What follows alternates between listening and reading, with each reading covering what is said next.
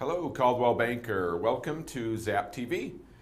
Just going to quick go over a couple things as far as how the system works, just in case we have some new folks that have joined us. The recording, the broadcast, that will be recorded, and it will be available for you to watch approximately 24 to 48 hours after today. So you can rewatch it, share it with your office, anybody that missed it. We have a great show, so hopefully you guys will want to rewatch that. Just a couple other things. I'll encourage you to log into Zap. We will be live in the platform a little bit later, but just so you can actually see what we're doing live and actually do it right with us.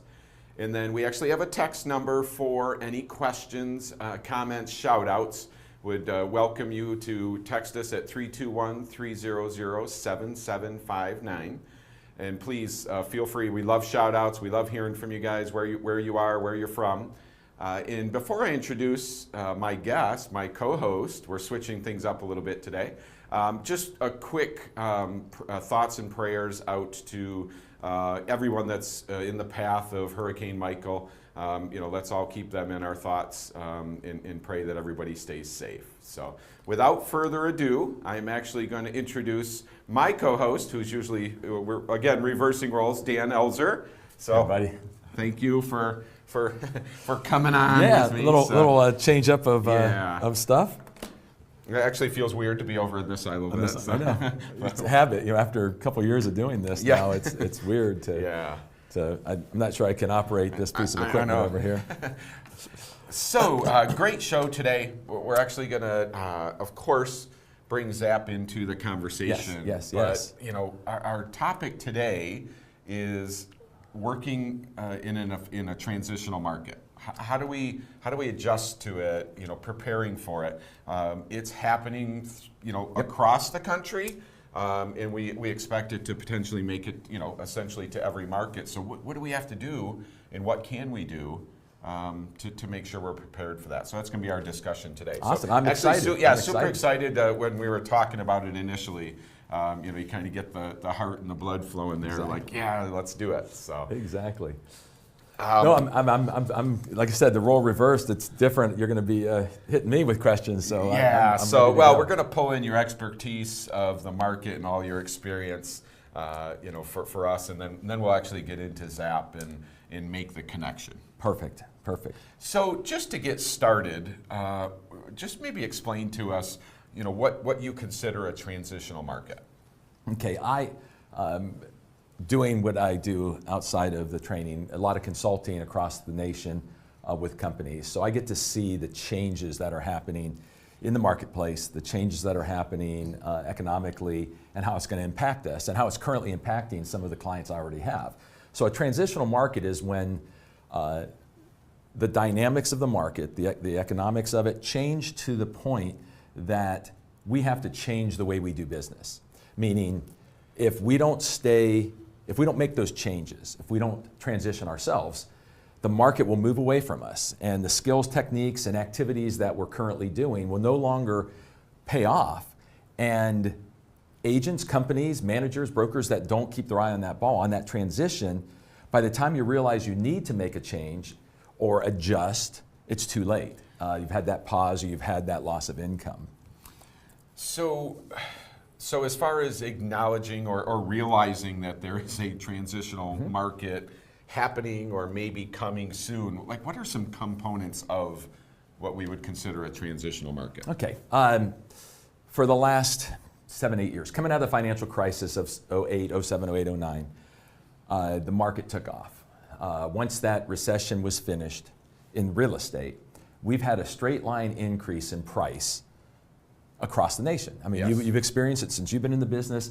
All of my customers have experienced it. A lot of you folks out there, you've just had this increase in price. We've had low inventories, but we've had historically low and artificially low interest rates. Yes. So what has occurred is there are people, and I know in the industry you folks are aware of this, there are people out there that have purchased a house that in any other time in America's history of real estate, they would not have been able to afford that house.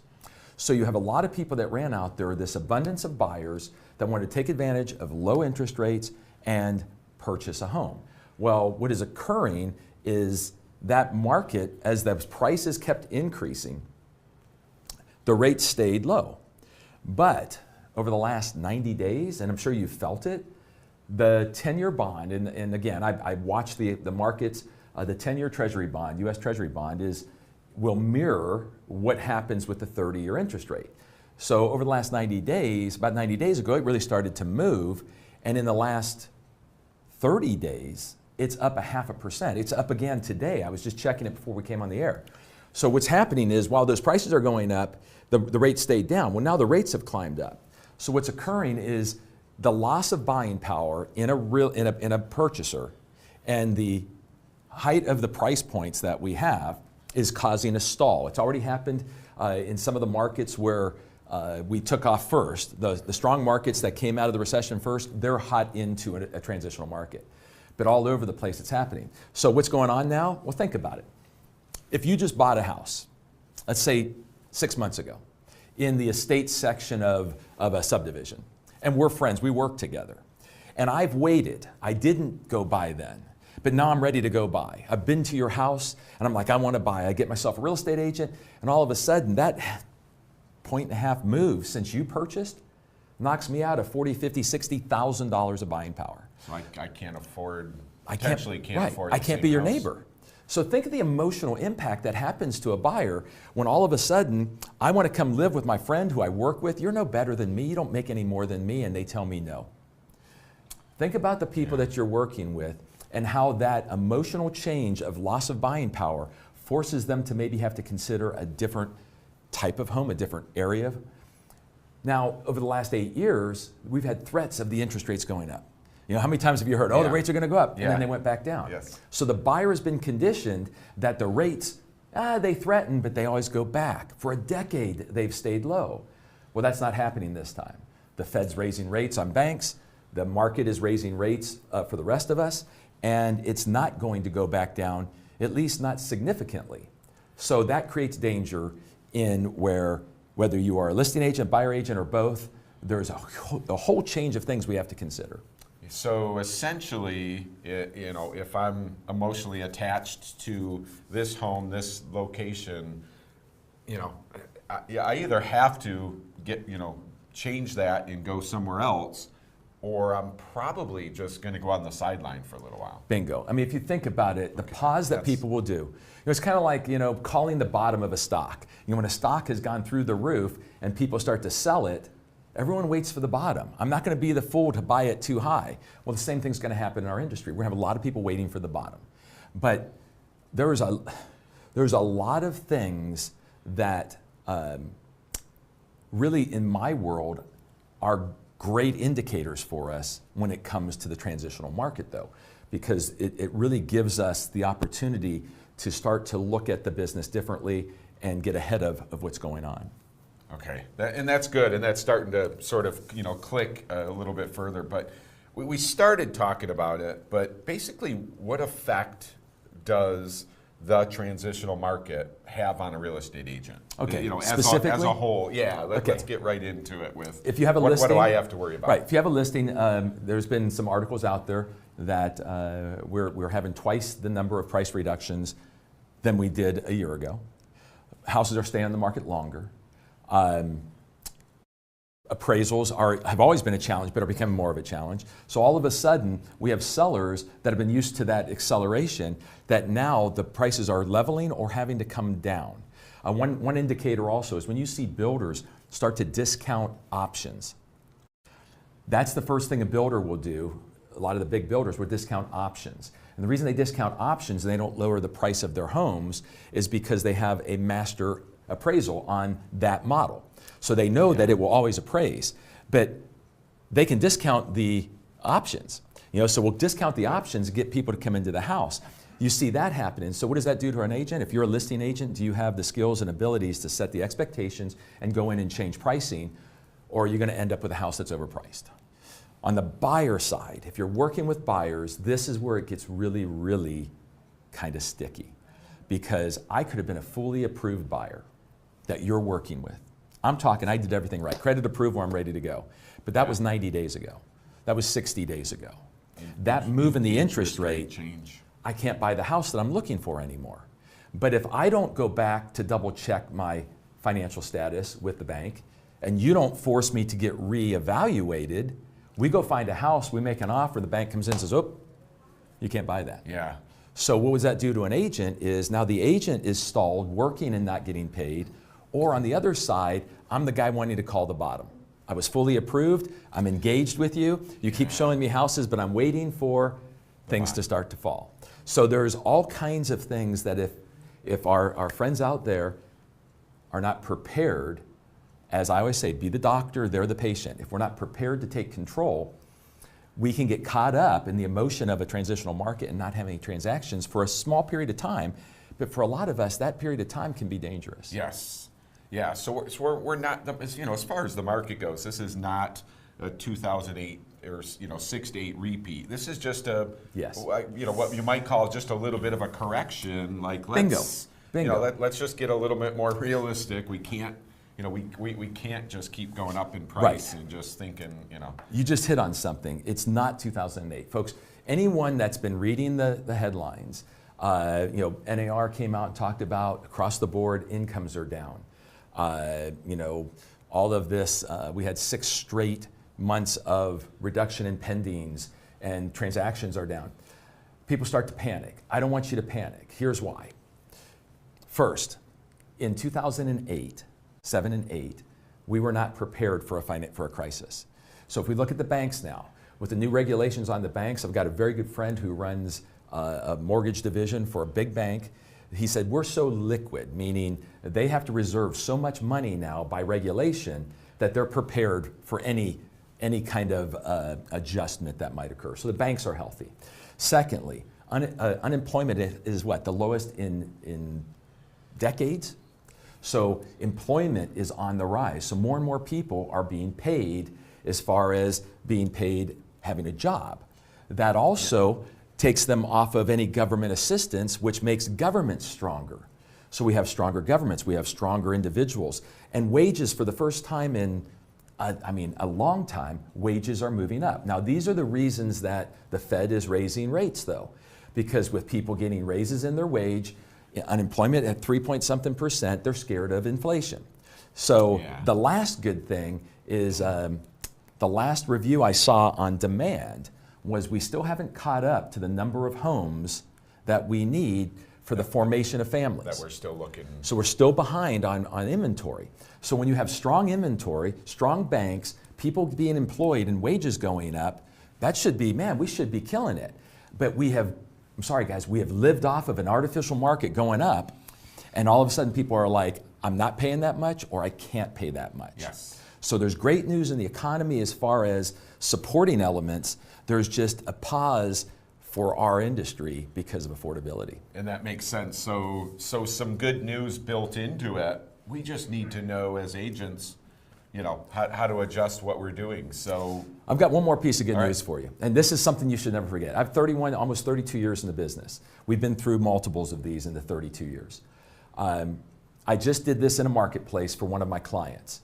We will see a reduction in transactions. We will hear these horrible headlines. Inventories down, or pendings are down 7 months straight, price reductions, houses stay on the market longer, interest rates going up. And many of us start to panic. Don't, because here's the good news. Every single transitional market I have been involved in over 31 years, more agents end up quitting and leaving the business or stop working in the business. They might not drop their license. More people leave our industry than transactions go down. I just did this in a market where we did a full study of the numbers. And it was 10% decline in transactions from 15 to 18. But all the headlines are telling all the agents, oh my God. So when I talked to the agents of my client, the agents were already talking about should they get a job, should they get a second job, and friends wanted to get a job. So I had to show them, guys, we have a 10% decrease in transactions. There was already double the decrease in active agents, double. So that means all these agents are leaving. The actual transactions that were left are more than agents had when it was a boom. But the boom makes us all feel good. But think about how hard you've worked through the boom and maybe not made as much money as you used to. Yeah. Now So- you can make a lot of money because as those people leave the business, now this is mean, but I always encourage agents when they go, oh, I'm thinking about getting a job, I go, you know what, I think you should. And I do that because the more people that leave, the more is left for the professionals. Yeah. And I don't think there's a better brand or opportunity than Coldwell Banker to take advantage of that. Yeah, I love it. I love that, you know, less agents to get, you know, Yeah. essentially more deals in the long run. If you had 20,000 transactions and it goes down to 17,000 transactions, but you have 5,000 agents leave the area that did one transaction, the math is simple. There are more transactions for fewer people than there were before. But the transitional market requires us to change the way we do business. And if we don't change the way we do business, you know, I loved an old movie, Other People's Money, Danny DeVito. He was buying companies. And he was buying this company and splitting it up, and everybody was upset. Because they go, we love this company, but it had a out-of-date product. So he said to everybody, he goes, guys, there was a time that there was a great company, and it didn't transition and went out of business. It was a buggy whip company. Best buggy whips in the world. But when the car came, we didn't need a buggy whip. Guys, our business is transitioning. You got to start doing it differently or you'll become the buggy whip.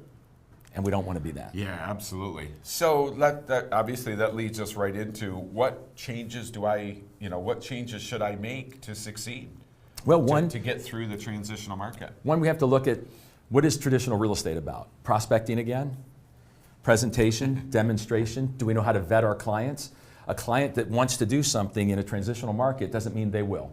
So I now have to be more picky, a little more aggressive in my qualifying and vetting of people.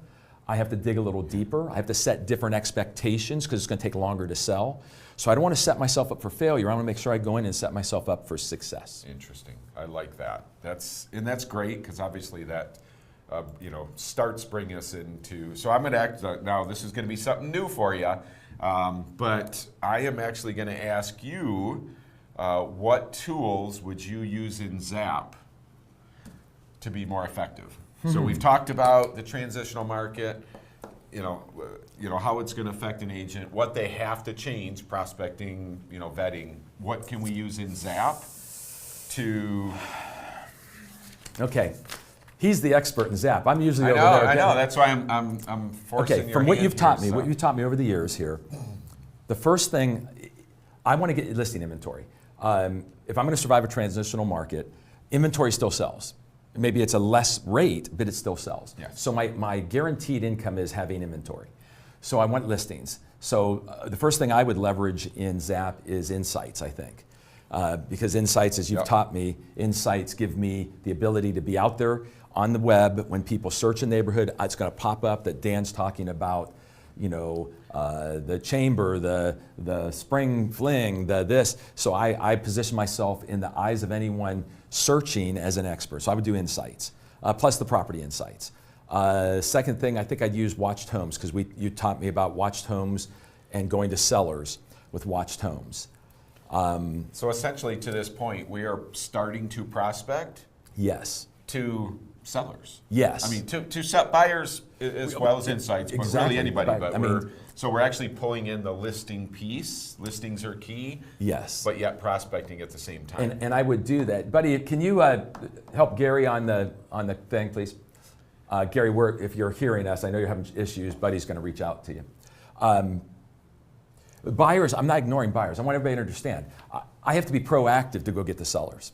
So I'm going to make sure I'm doing insights, and I'm going to make sure I'm doing watched homes with my potential sellers. And then I got to change, it just hit me, I got to change my follow-up plans. Yes. We've created follow-up plans on this show so many times, and the majority of the follow-up plan is technology, is that electronic touch. An occasional call.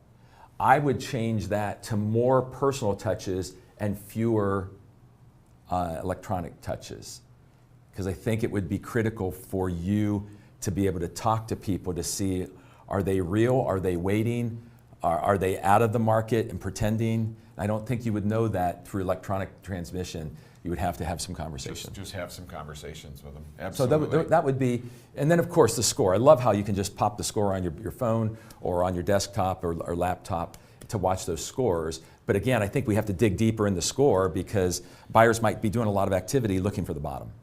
Yes, not meaning I'm ready to buy because I looked at 10 homes yesterday. I mean, I'm trying to find one I'm trying to find one that but a conversation will solve that problem. We'll solve that. Yep. Instead of me saying, again, that, I love it. And we'll get in and start, we'll look at some of these things in Zap now, but, like you said, that score just allows us to, just to sit back and know when we should reach out to them. And then we just got to realize which touch point it is. Guys, if you have a question on this, I spend the majority of my life out there in the marketplace with companies. If you have a question about this or how we can do it better, please jump in, 321-300-7759. So that's how I would do it. Now, flipping on you guys again, I want to get back to my normal role here.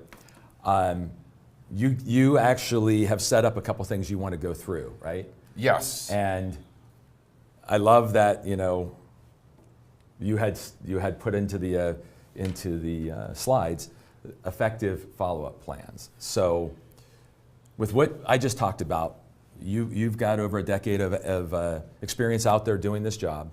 You're expert at that. How would you approach the follow-up plans, and what would you do differently to turn Zap into a great tool for this transitional market? Yes. So, you've heard us say over and over and over that, contacts added into the system is the start. Right. But having everybody I know that could, that should or potentially use me as their agent or refer me out, we need to have communication with them. And we've dealt with it with past clients, current clients, and potential clients. So, we could take those follow-up plans, we can just tweak them a little bit. Even if I like the content of the email, I can just make it personal so that I can add a certain touch to it. So, of course, we all love automated, automated plans like, oh, it does it for me. Yes, it does, but we have to be careful with those because especially in a transitional market, I don't want to take for granted that, they have the information they need. They likely, they're doing their homework, but yet still need me, even though it's not to, can you show me a house today? Like, just to, hey, give me some advice. What's happening here? Like, how long am I, any advice that I can give them in that. So when those personal touches happen, it allows me to reach out to them. Well, you just made a point there that I think I want you to dig down on. Could the messaging in the automation be changed a little bit to draw people out? Yes. Per se, instead of just like you always had the short little 2-sentence, hey, if you're looking or da-da-da, whatever, could we look at maybe changing some of that to where, are you concerned about the market? Do you have questions about the current situation? Are you worried about your position in purchasing? Do you think that would be effective in Yes, in so if I was going to do automated, I would certainly go in there and add a sentence sort of relating to, basically I'm here for you if you need anything other than just, hey, yes, I want to go see a home. So maybe we'll go live, and we're not going to get super deep with it for time's sake, but I want to be able to show you guys where the follow-up plans are and just how easy it is to adjust one of them that's in there or even create one. They're really not hard to do. It's just kind of understanding where to start. So if I hit this Manage button on the left-hand side, you will see that I have follow-up plan libraries, call script, and email scripts. So if I want to look at a follow-up plan and potentially have an agent on a follow-up plan, I can just click this follow-up plan library. And you will see that there are a lot of follow-up plans already built into my platform. And I'm just gonna maybe scroll down here and I'll just grab this automated plan for new leads. And you'll see I'm circling it. And if I just hit the plus on the left-hand side, this is exactly what the follow-up plan entails. And that is 100% automated. I can love every message and go, I really wouldn't change it much other than add some verbiage. I can actually just hit the pencil on the right-hand side And that follow-up plan is cloned. So now that you'll see at the top, there's John's copy of it.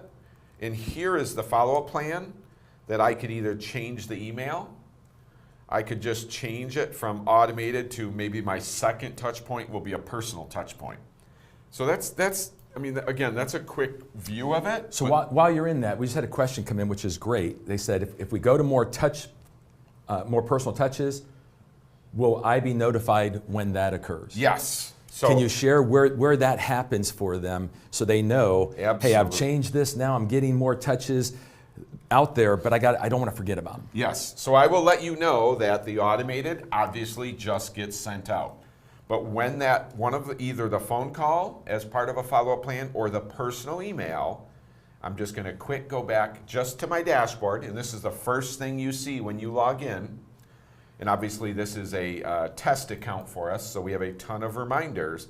But this reminders box right here, and that is where, when that's clean, that is where a follow-up plan will remind you that there is a personal touch waiting to happen.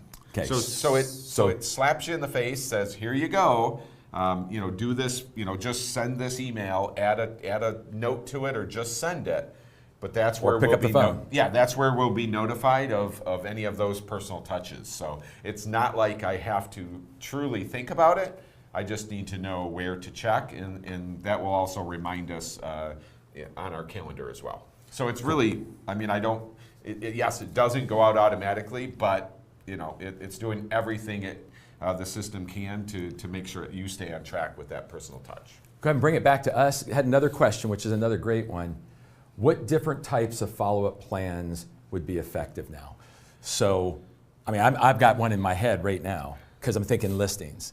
Anybody that might be a potential listing for me, that follow-up plan, I think I would start talking about the market, ask if they're interested about pricing, about valuation, statistics, because if someone's thinking of selling, what you want is that appointment, and if you can be that person, if you can be that expert, I think that would be great on the listing side to create one of those. Yes, yeah, for sure. Definitely creating these, even creating a separate one, like you said, for listers or buyers. Like, create a 5, 6 touch point plan, or maybe a year plan. Strictly talking about the market and what's happening with it and what to expect. Certainly to better prepare your potential clients as to what's happening in the market. Yeah, that was a great question. Guys, I want to reach out to you, 321-300-7759, because I'm just curious. Just text us with a Y if you've used the follow-up plans, if you've been in them and played with them. So just everybody that's watching right now, pull your phone out, 321-300-7759, click a Y if you've used them. If you haven't, if you're still waiting, if you're one of those wait and see people, you're still trying to figure things out, give me a no. I'm just curious where we are on utilization of these follow-up plans, because they're truly your digital assistant.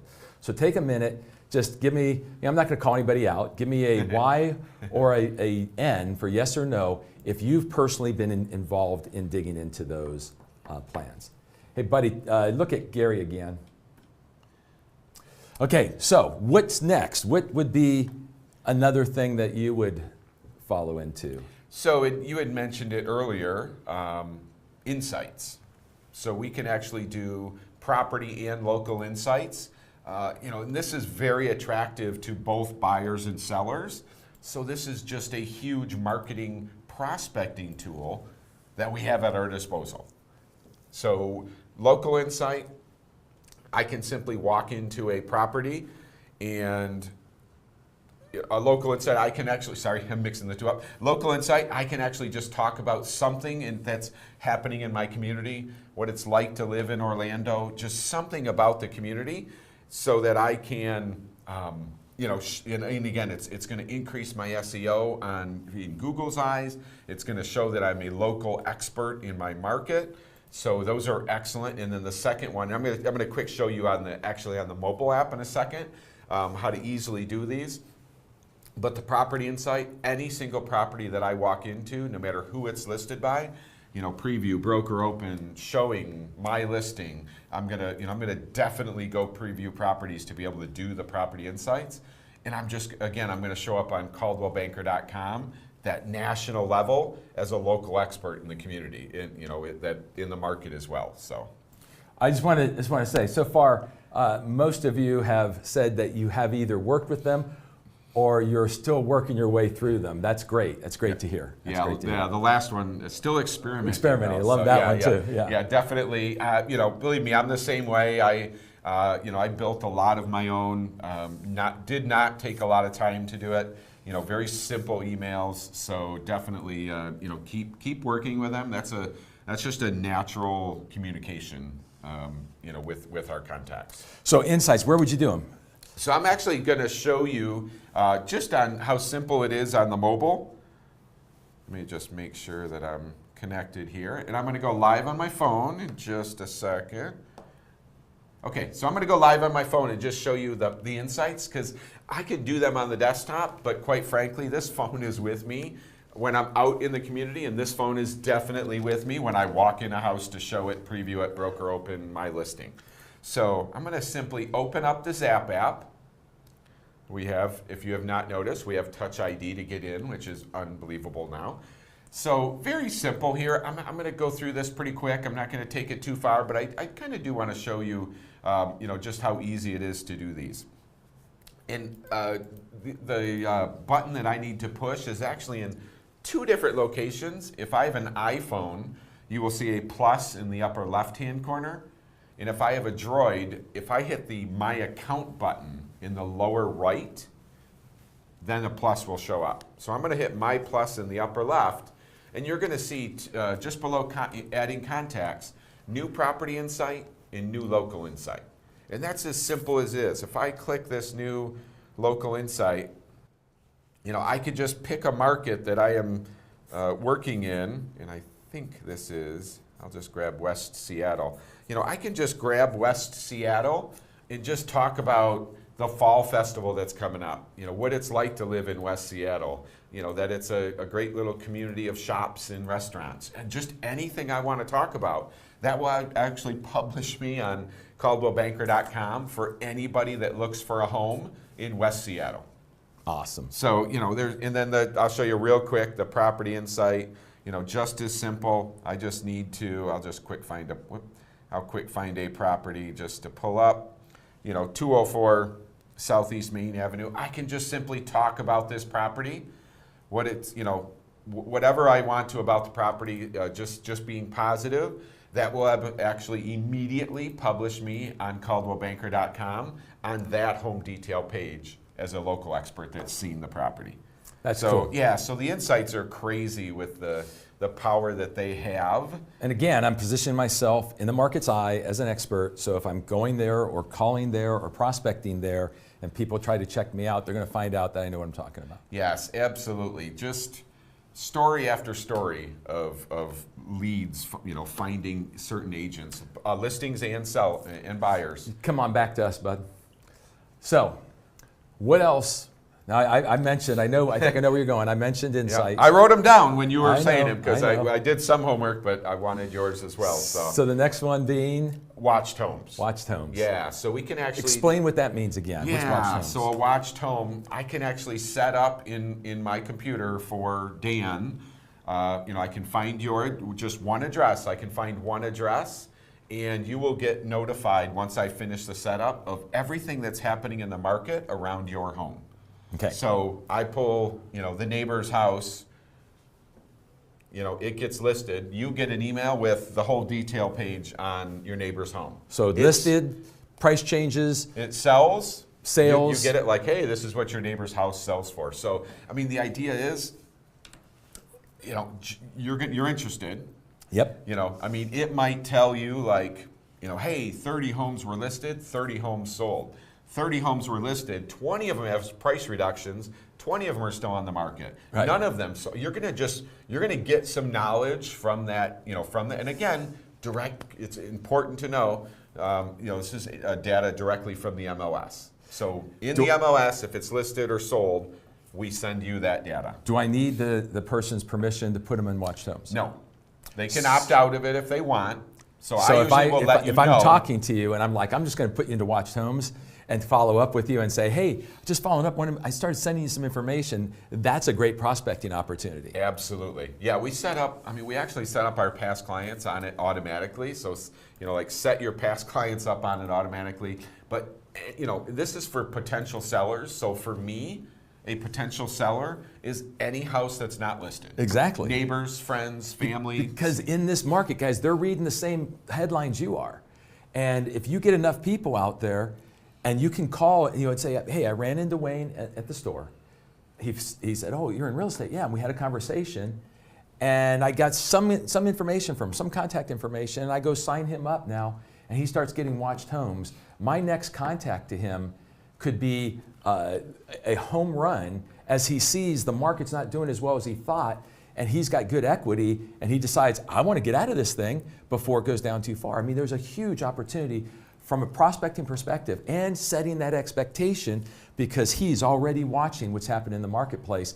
I don't have to come in and shock the daylights out of him that it's not what it was. Yes. I mean, expireds, for sale by owners, that one person that you walk into at the store that says, man, like we want to sell, but not till spring. Or how easy is it? Because I want us to run out of time. How easy is it to do that? Yeah, let me just show you, where to go. So I'm going to go live on the computer and just show you. I'm actually just going to let's just pull up Tony.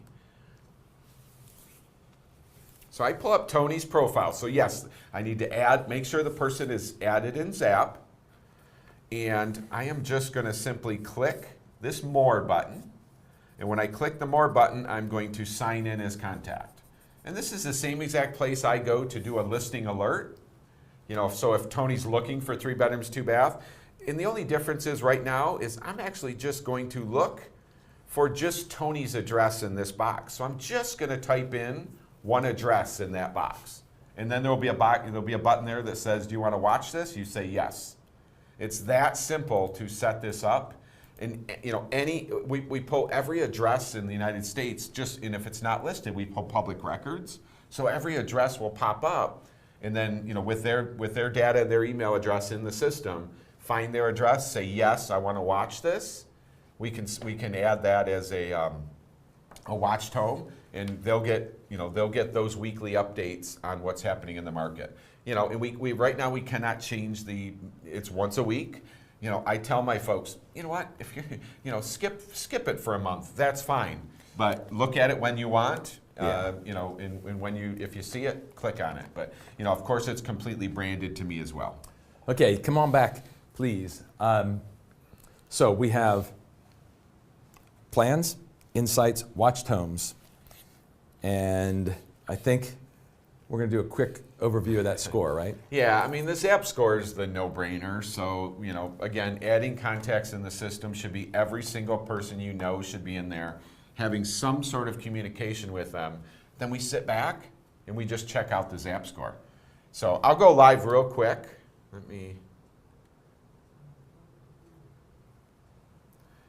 So in this platform, you will see, and I'll just go right back to my dashboard just so you guys know. So you will see in the next to my contacts button, there are 2,900 leads in this platform. 2,900.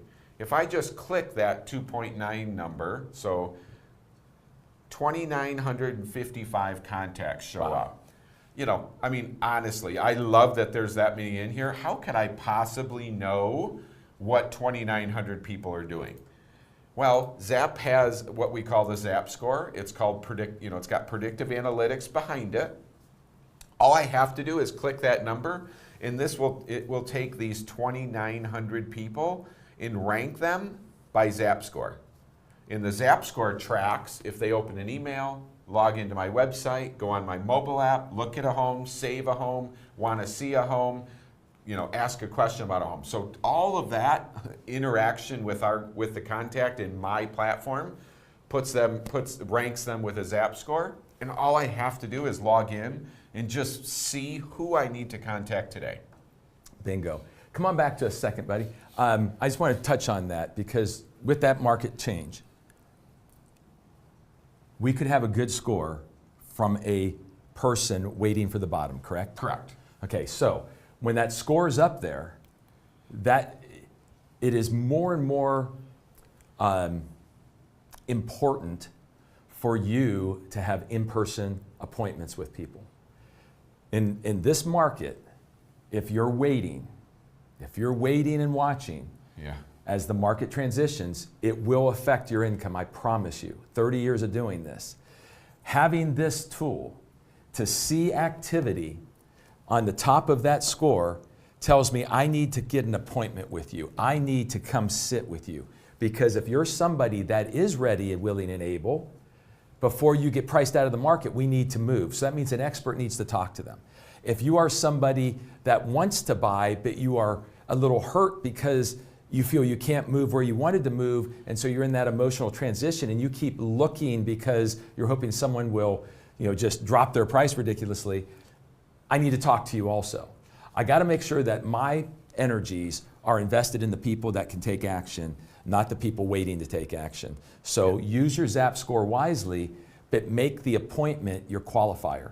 Can I get an appointment with you to sit down to discuss what's going on? And I think that will keep you ahead of the marketplace and everybody else out there as this market makes its changes. Yes, so we'll actually track, what they're doing in their activity, but it's that, they may not be ready to go see a home because they're still waiting, but man, the advice, the conversation we can have with them, can essentially solidify, like, you're my agent, thank you for just hanging with me while I'm looking for that right property, or it's time to, it's the right time to sell. So 3 comments. A couple thank yous. Thank you about insights. I need to make sure I'm doing it. Congrats. I had a wow come in. Wow about like prospecting. Yeah. About, and I want everybody to pay attention to that. The wow that they had was if I used watched homes. Yeah, and insights, to prospect then. If I use watched homes, I can go back and make that warm contact to that person. That was the wow that came in. Yes, guys, awesome. This is a simple contact. I see him, I start giving him watched homes. I can watch his score a little bit, see he's making a move, and boom, give him a call and say, hey, I want to just come by. I'm going to be in the neighborhood. I was going to stop by and talk to you. And are you getting the information I'm sending? Do you have any questions? It gives you a great wow to go back there and to make that prospecting contact. I think that covered everybody. Yeah. And so in the end, let me ask you, how effective do you think, with what you know about this machine, you can turn that into a different type of tool for being able to stay ahead of this market? Without a doubt. Without a doubt. Just obviously using it as, as my source for data, all my contacts, my database, and then doing some of the things, tweaking a follow-up plan to make it more effective, and then watching the Zap score. I use it daily anyway, but this will actually keep me, keep those people that aren't just out there, not quite ready to move or make the move, in my forefront. And, daily, every other day, Daily. Yeah, absolutely. Daily. Well, awesome, guys. Well, I hope you enjoyed today's show. A little different approach, but we definitely wanted to bring to you that the market is going to be just fine. If you keep your head up, if you work a little harder, a little different, focus on the right things, you'll be the one taking advantage of more transactions with less agents. But if you listen to all the negativity out there, your head gets down, you're going to miss out on one of the best times in real estate, and that's when a market transitions. So, mark your calendar. Yeah. Save the date. Next Zap will be November 14th. As always, it's going to be 12 o'clock Eastern Time, always Eastern Time. And we'll have some more insights and ideas on how you can leverage this system to get the most out of it. So thank you again for joining us. So for my host, Wayne Weaver, I'm Dan Elzer, and we'll see you next time on ZapTV. Thanks, guys.